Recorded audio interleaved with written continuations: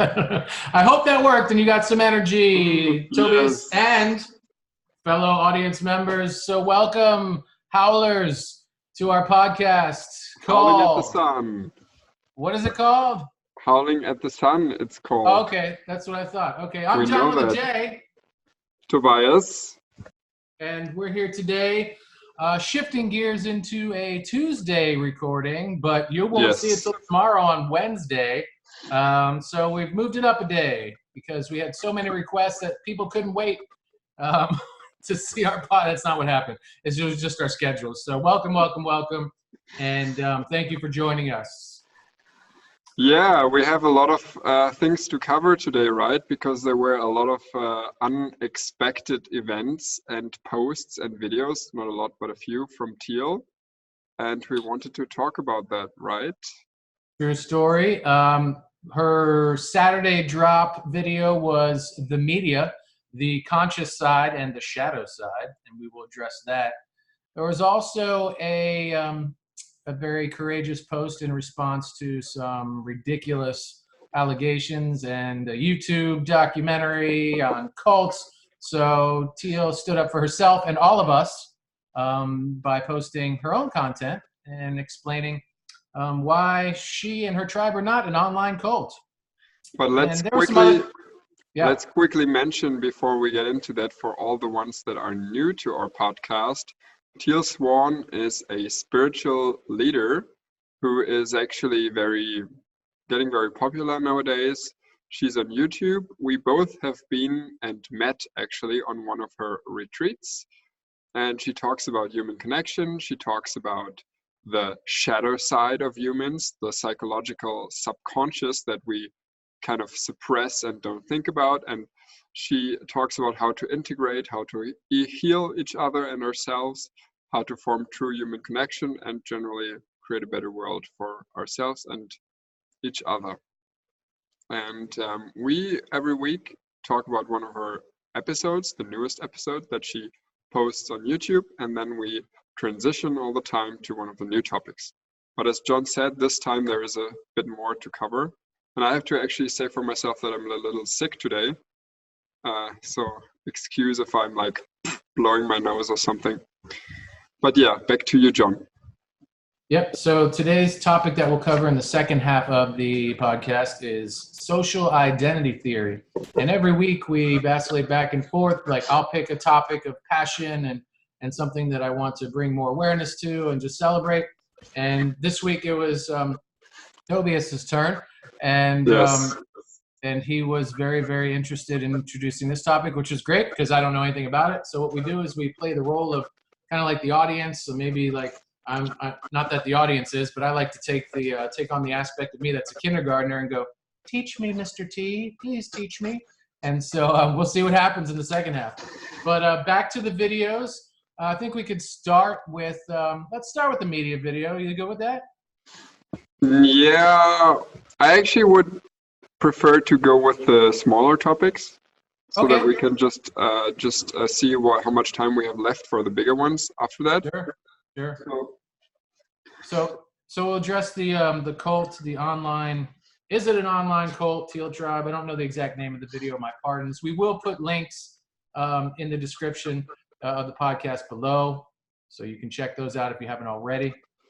And I'll just start off by saying I think she did a great job taking the listener or the viewer step by step through what the guidelines, the official guidelines of being classified as a cult entails, and how the Teal Tribe just does not qualify at all. So I think, I mean, there was a lot to the video, but that was the best part, just taking it line by line up an official document of what is, Yeah, actually, I totally agree with that. She was very, very good at with a sense of like officiality, and I don't know if even that's a word, but sense of authority to talk about what is actually the definition of a cult, because like people throw around that word more often than it should be thrown around, and they just say, okay, like this person has so much influence that she is or he is magnetic and and has a lot of YouTube followers or whatever. And there are a few cases of people who, or like one case in this case, who like killed herself after watching some content of hers and getting a session from her, and so she must be a cult.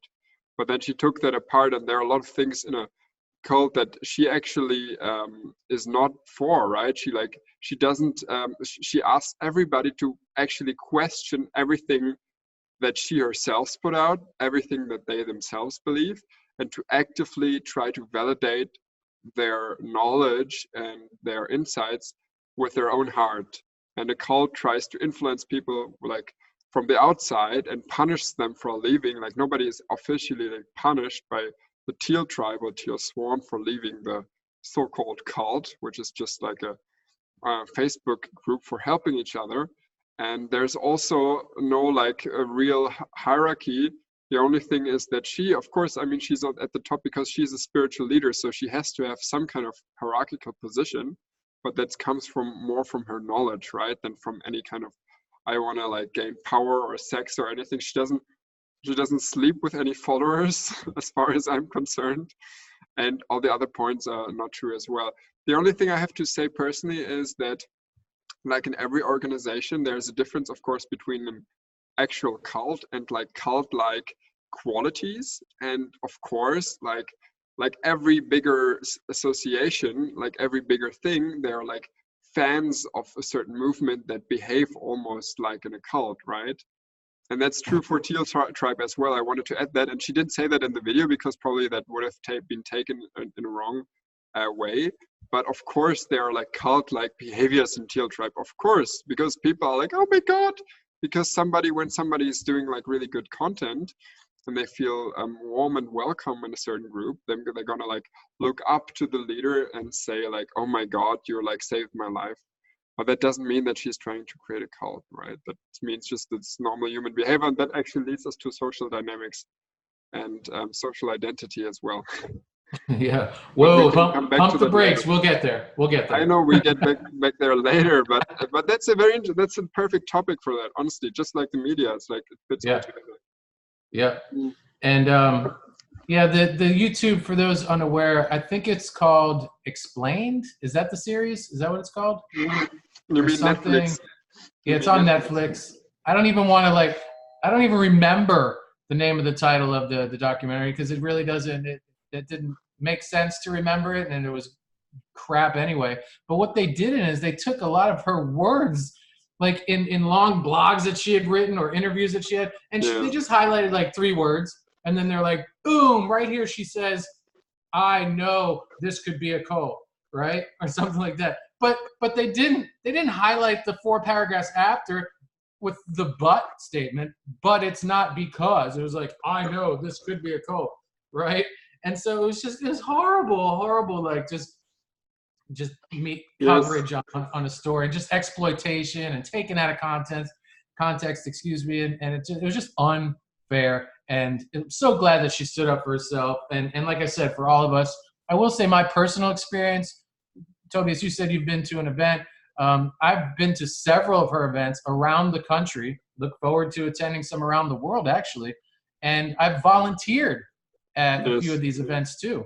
And she does mention in her video that not only does she not ask for any tithing or any donations or anything like that, I've never been asked for a dime. In fact, any money that I have spent on becoming certified as a completion process practitioner, or attending one of her curveball or mirror retreats. Again, like I said, I was a volunteer at a few of those. Yes. All I had to pay for was my flight. My room was paid for. My food, my beautiful organic vegan food was paid for. Like, I was never meant to stay in an uncomfortable lodging. In fact, we stayed in really beautiful houses, and I wasn't forced into any physical or cuddle puddles or anything like that. Although those do happen, it wasn't the cuddle cult. Now it's time to cuddle. Like, no, it's actually Teal is actually so super open that actually even in her forums they will almost let people who are have very controversial views, they will let them explain themselves as well. It's not like for some people it's even too open because they feel already unsafe because of that, right? So And also, I wanted to add, like, I personally had to pay the full price for the retreat, but the thing is, that's what happens with every kind of thing where you actually go to an event. I mean, not Robbie Williams, Tony Robbins, I'm talking about. He has like big events, right, where he takes hundreds of thousands or tens of thousands of people in and lets them pay way more than anything Teal charges. And it's not a, I mean, you could call that a cult as well, but it's just as much a cult as any motivational coach, speaker, spiritual person, Yep. right? Yep. And actually, I want to, if you're fine, if you don't have to add anything huge, then I would actually want to go like right to the next topic of the media, because you just mentioned that these journalists will do anything to twist words, and that's a very funny thing, because that's exactly what Teal said in her media video. Because there's actually a zero sum game we talked about, and Teal talked about that also in like one of our earlier videos. Zero sum game is a game where like one party always has to win, so the other can always has to lose, so the other can win. And in this case, it's when a journalist plays this game with the subject they're kind of interviewing or like analyzing, they're actually playing a zero sum game with that as well, right? Because they always have the intention to create something that the audience likes, and that's usually like what catches the attention of the audience is drama, the bizarre, crisis, intrigue, death, something like this. He names a few other things in her video, and to create that, she actually has to make the person, or the journalist has to make the person they're interviewing pretty bad, right? They have to like create some kind of drama, and they always want to do that in their stories. And if they find anything with Teal that looks out of the ordinary, they're going to use it to create the drama, right? And the subject that is interviewed or reported about, they want to do the opposite. They want to tell their story in a good way. So it's like two fronts being pushed up against against each other.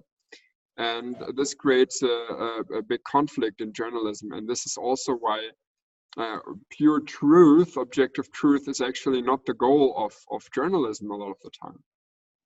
Yeah. And I mean, she starts off the video, and you hear this message echoed throughout the entire length of the content, that the media is a business. Yes. It's a business. It's a business. Don't be fooled. Don't think that it's do-gooders, with this moral and social responsibility to get that information out there, and because we need it. It's entertainment. They're giving us, unfortunately, what we've asked for.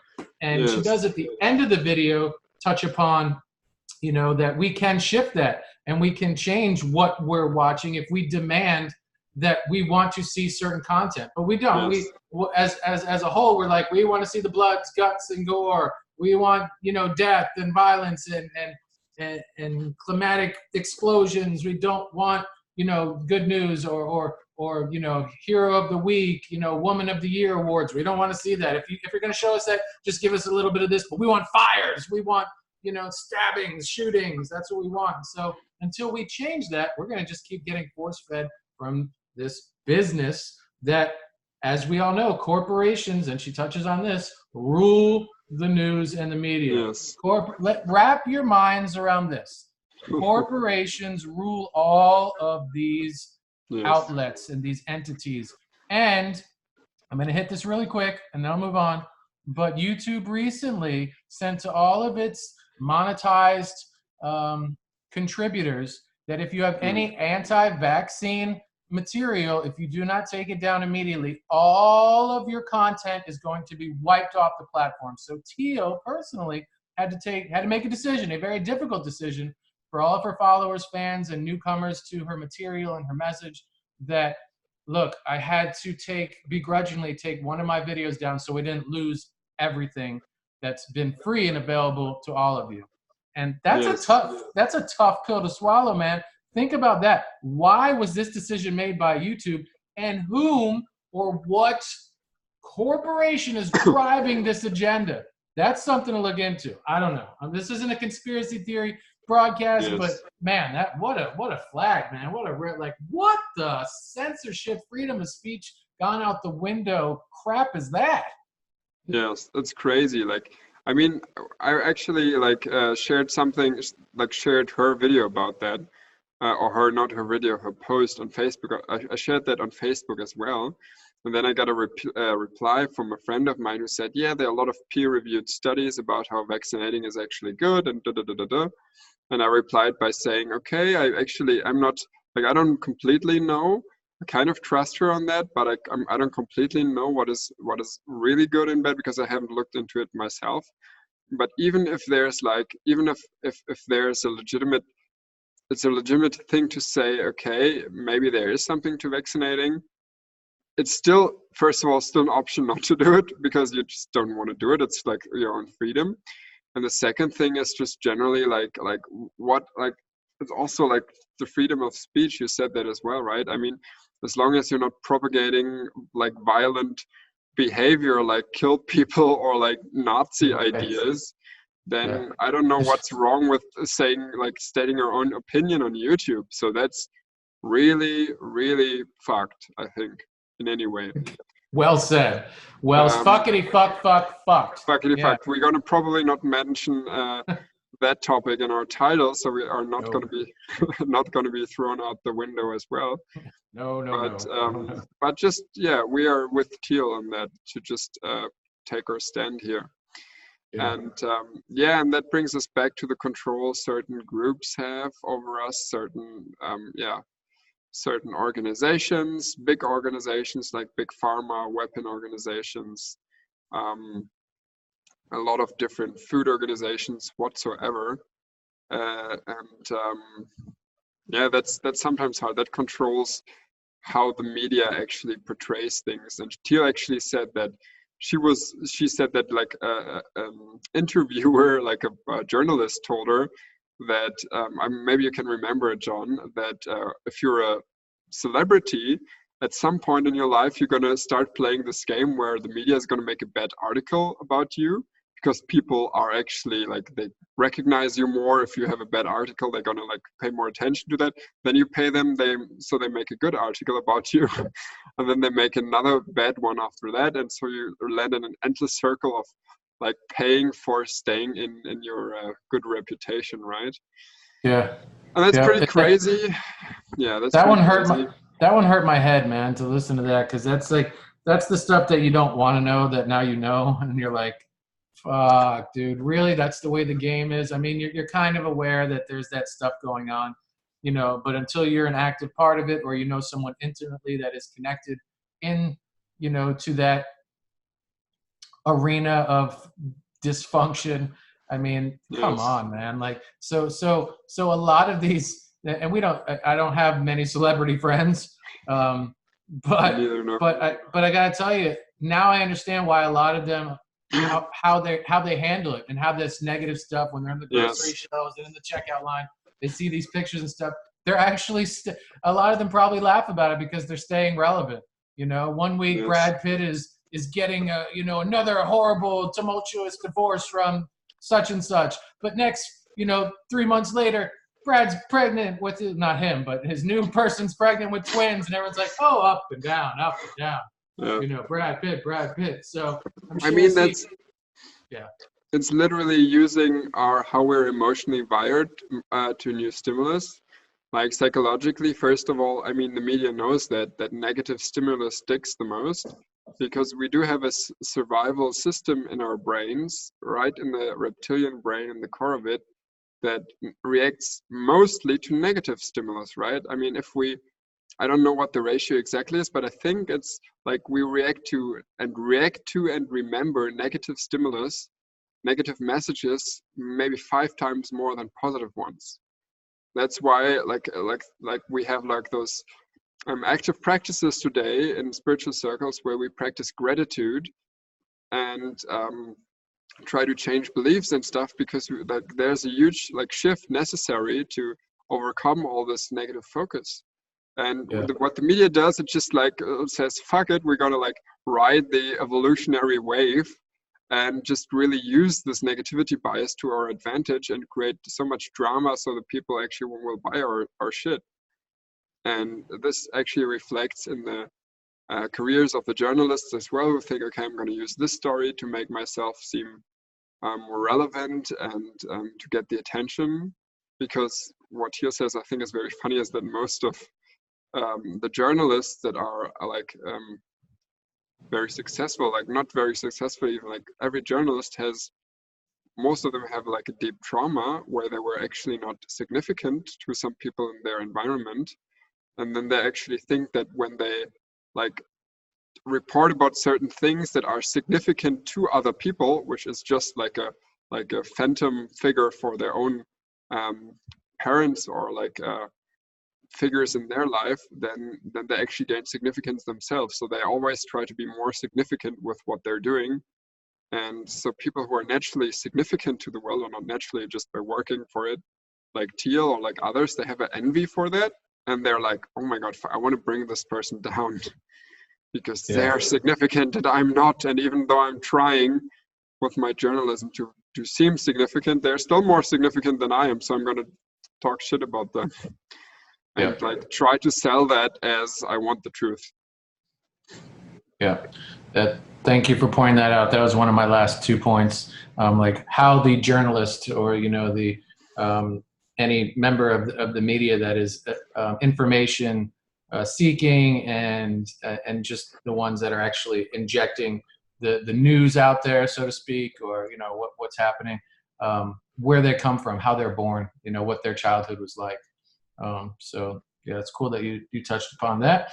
The last thing I wanted to say was pretty much in her words, leave you with this thought. It's that she said that we dictate the business of media and what is important to us. We need to make conscious choices as to what we put our attention toward. And she really sums it up by saying that like everything we shift our attention towards shapes our future. I think it's powerful. I think it's profound. It's simple, but everything that we shift our attention towards shapes our future. So if we shut off the TV, man, and no one's tuning in, or, you know, and they're not getting the ratings that they need, there's going to be a reason for that. They're going to have to do things and provide things that and find out what people have shifted their attention to. And we can all do that one by one. Right. We'll 7 o'clock tonight. Stay tuned for John with a J and Tobias. The new media, yes. That's it, man. Let's do it. Let's take over. Let's take over. We start a revolution, man. Yeah, man. Wow. So I don't know, unless you have anything else, man. I say we yeah, I just wanted to, we can go to the other stuff, like just personally, like commenting on what my relationship to media is. I think I haven't watched actual news for half a year or something, or maybe a year. Like just when my flatmate watches something, I sometimes bump into the kitchen and see that. And he always tells me like, oh, it's important, you gotta stay informed and stuff like that. But he doesn't even have the slightest idea how fucking manipulated all of this is. And I mean, there's a balance. I think it's good to have a basic kind of information, but as uncritical as like most people see those things, like those bits of information, that doesn't work. And I think it's like even worse in America with Fox News and stuff like that, compared to Oh my gosh, I couldn't even imagine. I would love to actually see a side-by-side broadcast, you know, about the same topics or general, you know, general terms. It wouldn't be the same topics, but man, yeah, I America's bet. news, then Europe's news, and then maybe Russian news. There would be 3 different things. Wow. Yeah, and Canadian news too. I'll let you know when I bet it's wildly different. And Chinese news. Did you actually know that China like collected an army of like 60,000 soldiers to plant trees, like billions of trees in China? Right, and we always make them out to be the villains too. I don't know, like maybe they are, like it's bad, right? fucking trees. What are they doing? They're going to take over the world with their fucking trees. It's just like they just want to boost their prestige, I guess. Yeah, and maybe this news that you've gotten about the 60,000 soldiers. I'm just Maybe saying that's also wrong. I don't know right. what to trust. What should we or trust? Maybe it's oh so right, but China was not, getting very favorable results at the polls. So maybe they needed to put a story out there about like planting some green shit in the ground. We don't know. You can tell us in the comments what you think about that. Or don't. And if you have any more details about China planting trees. But let's stick to the topics. The next one is social identity theory. And this is a theory model from social psychology, which is a field of psychology that actually does research on how the individual behaves in social groups, how the individual thinks and acts in relative to other individuals. And it is very interesting theory because it explains a lot about how problems get created and can be solved in our modern society. And so I wanted to talk about that because I study psychology and I had a seminar that went for half a year in the last semester about that topic. And yeah, I wanted to talk about that and also compare it, maybe, or not compare it, but actually take it to action in regards to spirituality, in regards to what we can do as awakening individuals to explain our own conflicts that we have with other groups and solve them better and create more harmony. Is it anything, before we get started here, is it anything at all like one of our previous topics, spiral dynamics? It does have a certain similarity, to be honest. Spiral dynamics also tries to explain the world in regards to different groups, but it's more like stages of awakening. But social identity theory is more like the way that the human society works in regards to different groups that are created. Like spiral dynamics has a fixed amount of stages, like 8 or 9 stages that we go through. And there can be literally indefinite amounts compared to that in social groups. Like we have millions of social groups in the world. And every one of us belongs to different social groups as well. And the interesting thing is that in psychology, there have been different ways of explaining the concept of identity, which is referred to in the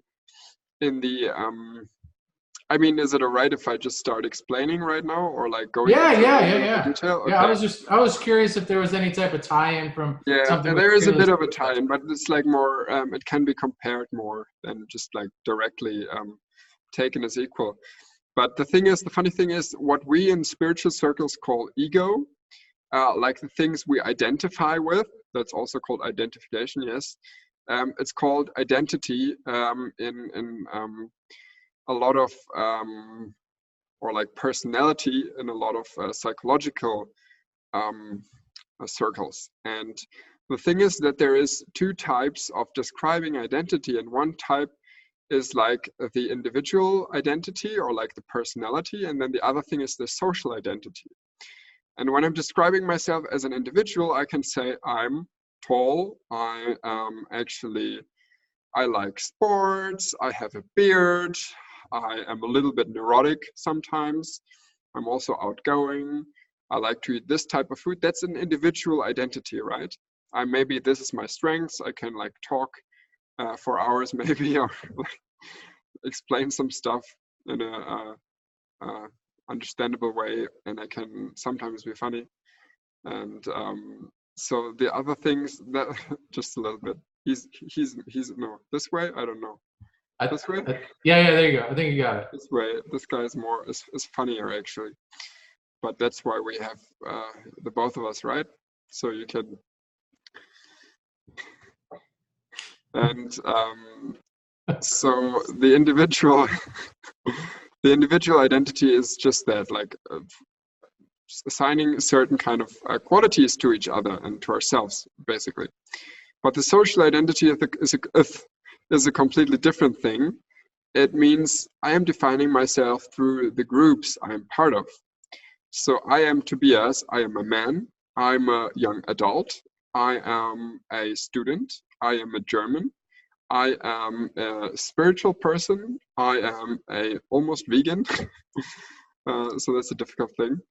So they're like, even like right now, I could find a lot of identities for myself, and this is totally different. Like how strongly we are identified with our groups that we are in, how important they are to us.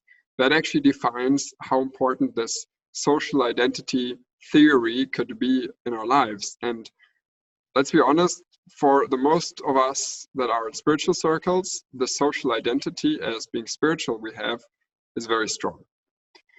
That's kind of almost a blind spot to start with, because what an identity does, it gives us a kind of security in the world, kind of feeling of belonging. And Teal talks about that as well. She says a lot of people who come to me get this belonging, and then when they find something wrong about me, or they are put off by how I treat them on one of my seminars because I don't have the time for them, then they become haters and they get their new identity through hating me. That's what she says. And this is actually like can be explained quite well through social identity, because like the stronger we invest in a group, the more we are identified with it, and the bigger that identification is to our lives. And this becomes a huge problem in society, because we want to have a positive self-image, we want to look good, so that way also, of course, we want our group to look good. And there's one main way for our group to look good, and that is to make another group in comparison look bad. Yeah. And that's what everybody does in society. They're all like, okay, my group has to look good, the other group has to look bad. How do we do that? And the funny thing is, as a side note, there have been experiments in social psychology. They're called minimal group experiments, and they wanted to like really tell if groups actually discriminate each other due to realistic resource conflicts, or just because they are in a different identity. And what they did is they randomly selected people and put them into random groups, and then they had tasks where they had to it's a little bit difficult to explain. Maybe you will get it. Maybe you can ask a question. Where they were had to do matrix tasks, where they had at the top a row of points that had to be assigned to one person, and at the bottom to another person. And the one was in the own group, and the other was in the other group, like the opposite group. And they always could choose one pair of points that would be assigned, and so that one, like when I gave this much points to me, the other person would get this much. And they like designed the matrices in a way where actually you could like see from what the points they're choosing, what kind of behavior they would actually indulge in, right? Would they actually, for example, give a lot to their own group and very little to the other group? Or maybe would they do it more balanced? And what would they do, right? And they found out actually that people would actually support their own group in a way where they actually would go for the maximum difference between own group and opposite group. Even if they could have had another solution where they got more for the own group, but the other group would have gotten also more. So the reason is, so like the result is actually that people just on a arbitrary random group discrimination, like group separation, they would actually start to discriminate people from another group. So that's how powerful, and that's like just a random group. People didn't know each other, like they didn't get personal advantages from that discrimination. Like random groups would make people start discriminating other groups. Yeah, I think I stumbled upon, and I only like read like one article and watched like maybe 2.5 videos, because I didn't want to be influenced by any material. I kind of wanted to learn from you, as we discussed. And I think I saw that actual that matrix that you're talking about in the class. So, or if it wasn't, something very similar. So I understand exactly what you're saying.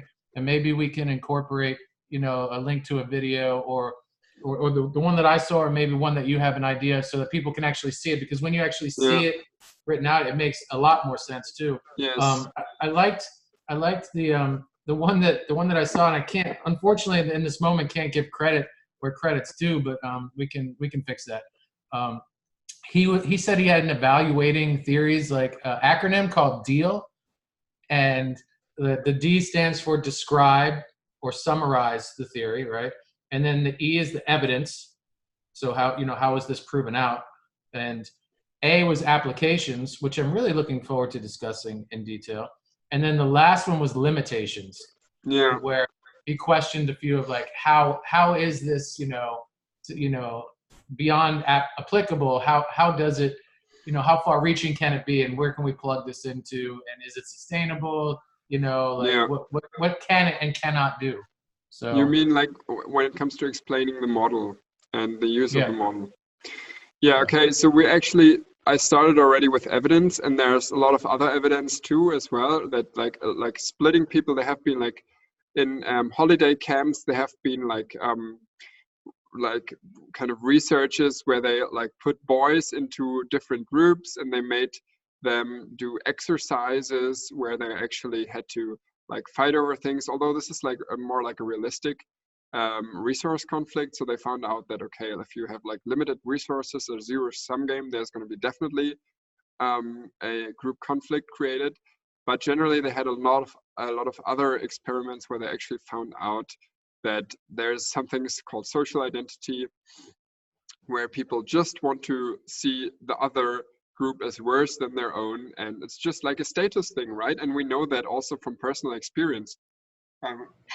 Excuse me. That when actually I tend to like look as myself as good. Teal Swan said that the main motivation for people, for humans, is to look good, to like see themselves as good. And the same is the case not only with them individually, but also with the groups they belong to. And the thing is that this actually puts us, relative to awakening and shadow work, into a very interesting kind of position, because when we look at ourselves as spiritual people, we want to like maybe change the world and like tell other people what to do maybe, and tell them what is bad. And as environmentalists, for example, like I have a great example with Greta Thunberg, for example. She wants to like change the world and make people behave differently, but at the same time, all those people, and each of us as well, they always create an in-group, out-group thing where they're like, okay, we're the good ones, you're the bad ones, change. And this creates conflict. I mean, Greta Thunberg, I don't know if all of you listeners know her, but she's the 16-year-old Swedish girl who is just in the news, has been for a while, because she's like very aggressively protesting against climate change, and especially against the big polluters of the world, which is big corporations and states and stuff like that. But she can also be seen in the through the lens of social identity, where she's actually saying, we're the young people, the children and young people and kind of young adults, we're the good ones, and we're actually here for our future, and you, the old ones, you fucked it up. And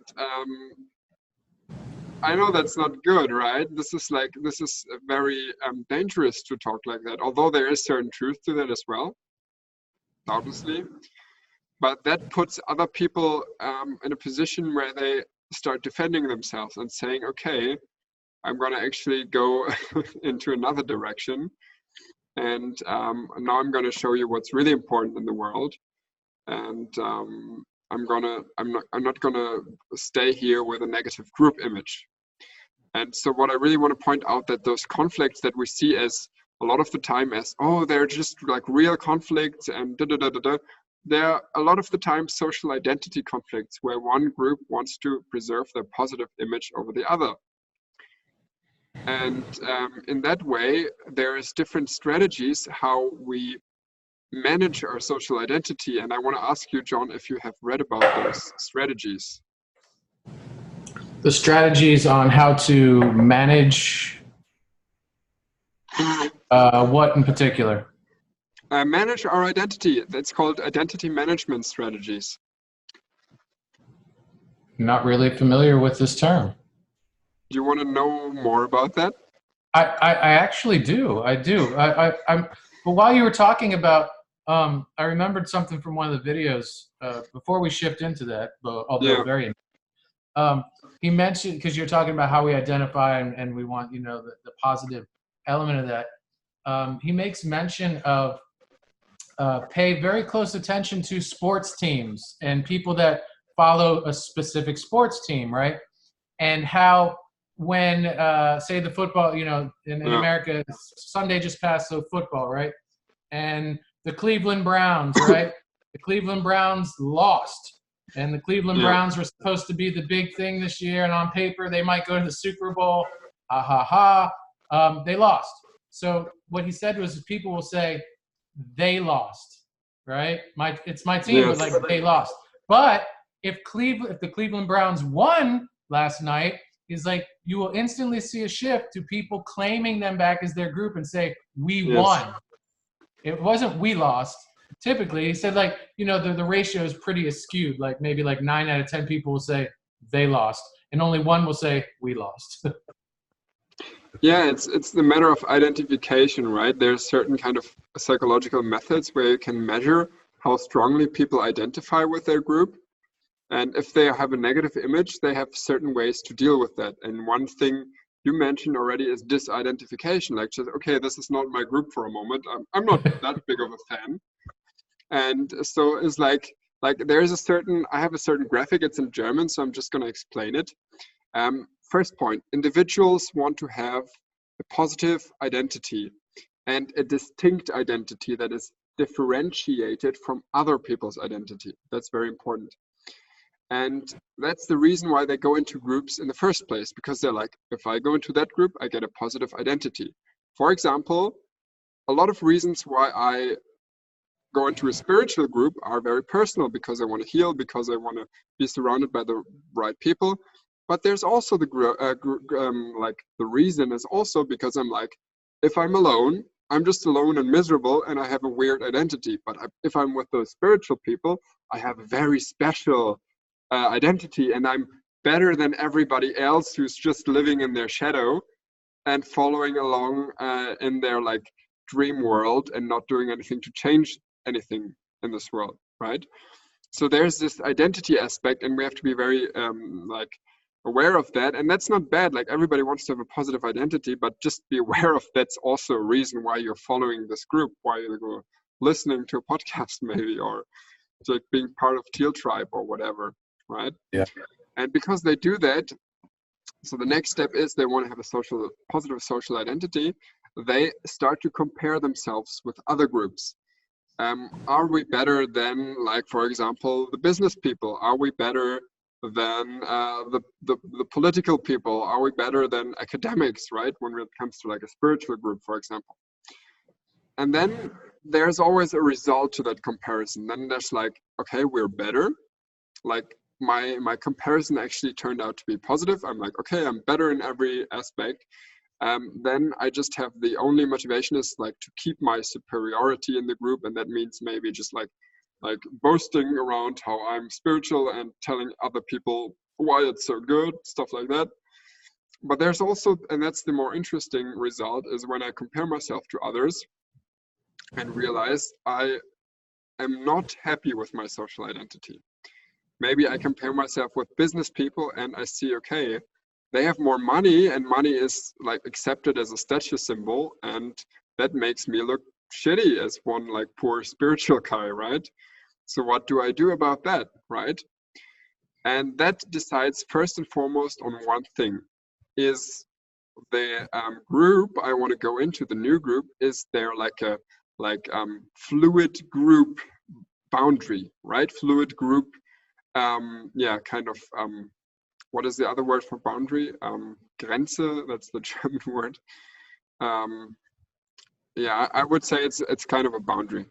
like also thing you would describe that like a border, like group border, group boundary. And if that's fluid, you can actually use the strategy of social mobility, which means just go to another group. Then I'm like, okay, I had enough with the spiritual junkies.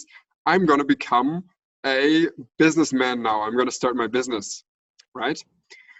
Or as a football fan, maybe you're like, okay, my football team lost for 3 years in a row. I'm just going to go to a new team, like, fuck it, right? And that's possible. Like, people do that. and then other people frown upon those people because they're like hurting the group code. And that's also part of the social game. And that's very funny. And, but then there's another thing. What if there is no fluid group boundary, right? That's the case, for example, at least it's the case in nowadays, when you have a different skin color, for example, when it's blacks versus whites, because it's not so simple to just change your skin color. So you just like, and if you're like group, in that case, the black people, if they have to suffer from certain stigma, it's like, okay, what do we do? And then there's also another thing that there's like another way to deal with it. And there are actually two ways, and those are the most interesting ways. The first one happens when you think, okay, like the social differences are actually kind of right, and they're actually stable, and they're actually right. They are better for a reason, which is not the case with black and white people, but that's the case with maybe other things. Like, okay, like for example, like coming back to the previous example, I actually, like, the business people have more money for a reason, because they actually learn about business.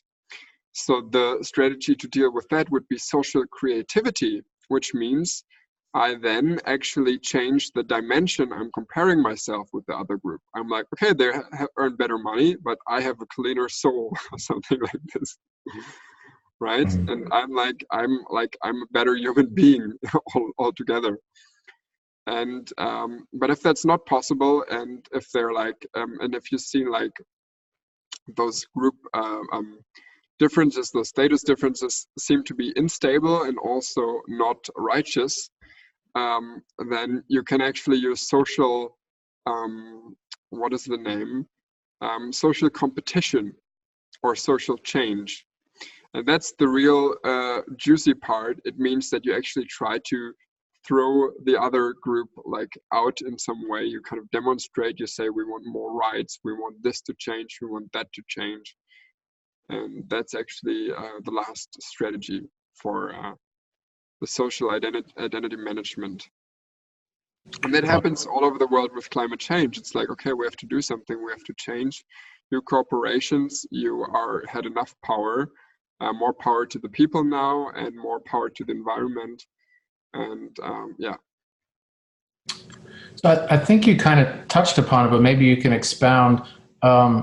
What's coming up for me as I'm listening is remembering as a child, as even more so into my middle school and high school years, I was a floater, man. Like, I never belonged to a group. I never felt comfortable being a part of one group.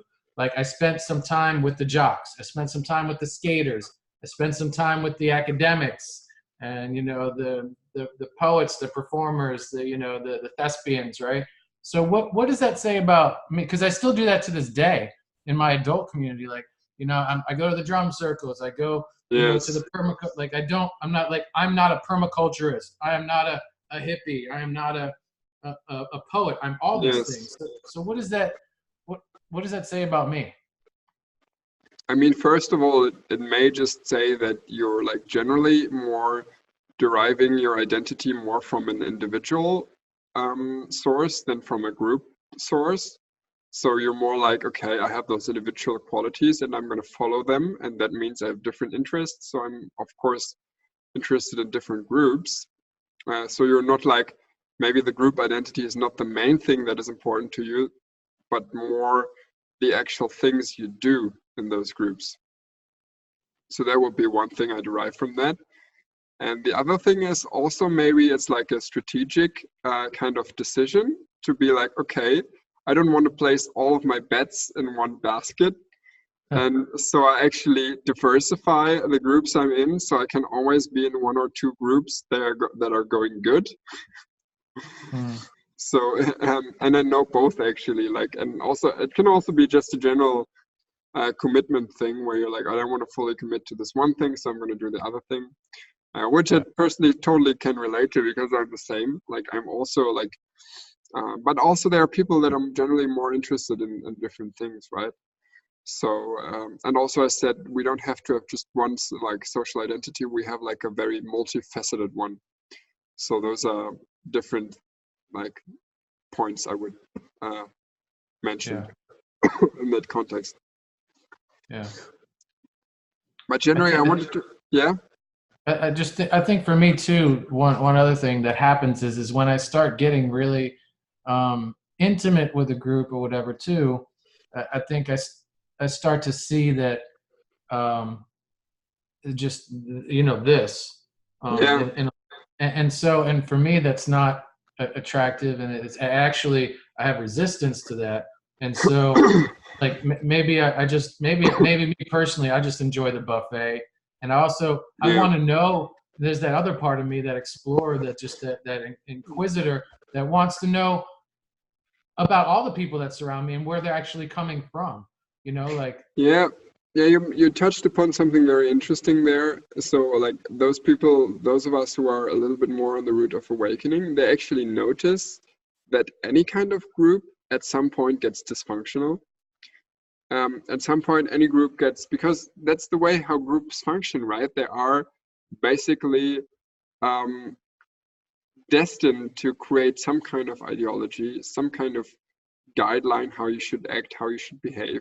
They all have certain blind spots. For example, even the Teal tribe has certain kind of blind spots, certain kinds of things that are not like, for example, in Teal tribe, you should be like very like careful if you do jokes that are in a certain sense politically or spiritually incorrect. In Teal tribe, when you like a lot of the time I realize that like sexuality is like a very as a thing that is very in a balanced way discussed, because a lot of people had trauma around of sexuality, so there's also a little taboo concerning that topic. So every group has those like dark spots, and if you really want to grow, it's probably good to diversify in your groups, because you cannot really completely avoid them, but also you shouldn't rely only on them. So I actually agree on that. And I want to actually talk about, especially about the spiritual group and about our group, Teal Tribe, and generally spiritual people who actually do feel like they want to change other people and they want to make a better or create a better world. But I think, just as I said in the video about spiral dynamics, where I said you have to like start with people who they are, where they are, it's the same thing with social identity. It's, if you create a barrier, if you create a us versus them, you are not going to change people, because you are just going to make them defensive and they're going to try to defend their own group identity. So if I want to actually make a banker become interested in the environmental things, I don't tell them it's bad that he's a banker. I tell them that he's interested in money and investing, and things that are good for the environment are actually going to be the future. And so if he invests in the future, he's going to change to environmental friendly things, because that's part of his identity. And as you notice that this thing is a completely different way to communicate to people, and we who want to actually make a change in the world, if we don't like listen to this way of communicating with people, we're gonna fuck it up. Just saying. Yeah. You just brought, man, you brought me to all my answers when I did the little bit of research I did, and I always asked the question, why did Tobias pick this topic? This right here is why. Like what you're explaining about the banker, that all the things just clicked for me in my kindergarten mind, and like now I kind of got it. I always kind of get it, because I know there's a very deep rooted reason for you to bring these things up. But this just hit a home run for me. Yes. And that's called, that has been actually proven by studies. There are proven methods to bring groups together. And one of them is affirm that the common solution you want to create, which is good, is actually part of their identity already. And that's why it's good to do something. That's the first thing. The other thing is create a super identity that is above both identities. For example, I'm the environmentalist, you're the banker, we're both humans, and as humans, let's do something for the world. And then also, there's another thing called acknowledging good qualities in both groups, which means, for example, and that's also the bad thing about social identity is just having two groups is enough to create a conflict. But the thing is, as there are different qualities in every group, there can be also two winners, which is a true win-win. So I can say, okay, I am actually a hippie that is into spirituality and into environmental stuff. So I know a lot about my heart, and I know a lot about how to connect with people and stuff like that, and about the environment and to connect with nature. But you are a manager or you are a business guy, so you know how to create a business and make money, and that's a quality that is, you are better at that than I am, but I'm better at the other thing, so we're both good at something, so let's both fucking value each other and create a better world together, right? So this way, and it's actually very closely tied to what Teal says when she talks about win-win situations.